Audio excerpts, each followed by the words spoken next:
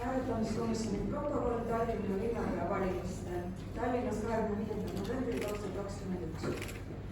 Hääletamiskomisjon koosseisus Aleksandr Štankevitš, Sandra Randla, Olle Koop, Liina Normet, Maris Elrand ja Helle-Mark Helme, kes valis komisjoni esimeheks Maris Elrandi, tegi kindlaks järgmised arvud. Hääletamissedeli saanud linnavolikogu liikmete arv 70. Valimiskastis olevate vormikohaste hääletamissedelite alusel hääletamisest osa võtnud linnavolikogu liikmete arv 70. Kehtetute hääletamissedelite arv 4. Rikutud hääletamissedelite arv 0. Igale linnapea kandidaadile antud poolthäälte arv number 1 Mihhail Kõlvart 45 poolthäält.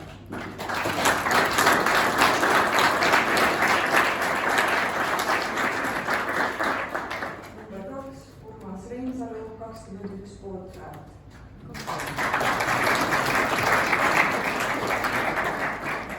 Tallinna linnapeaks osutus valituks Mihhail Kõlvart, kes sai linnavolikogu koosseisu häälte enamusena.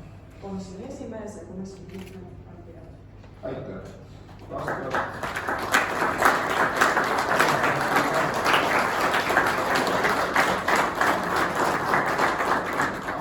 Demokraatial on oma protseduur.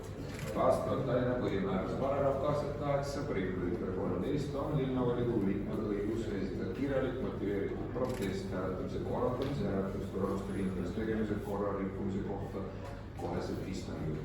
Ja protesti rahuldamise otsustab linnavolikogu avalikul hääletamisel. Kas kellelgi on kirjalikult motiveeritud protesti esitada? Selliseid proteste esitada ei ole. Seega vastavalt hääletustulemustele osutus Tallinna linnapeaks valituks Mihhail Kõlvart. Hääletustulemus vormistatakse Tallinna linnavolikogu otsusena. Nüüd on selline lugu, et vast valitud linnapea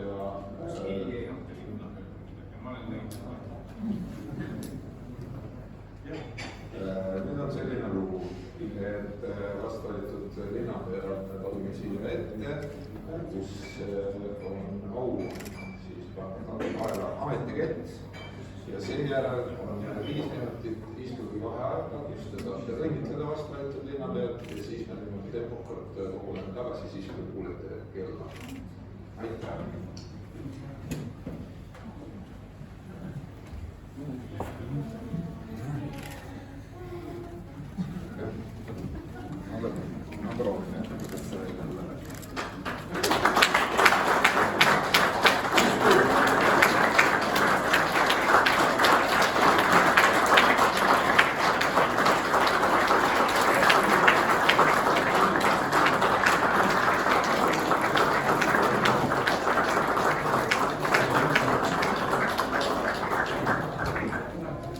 Выдвигаться.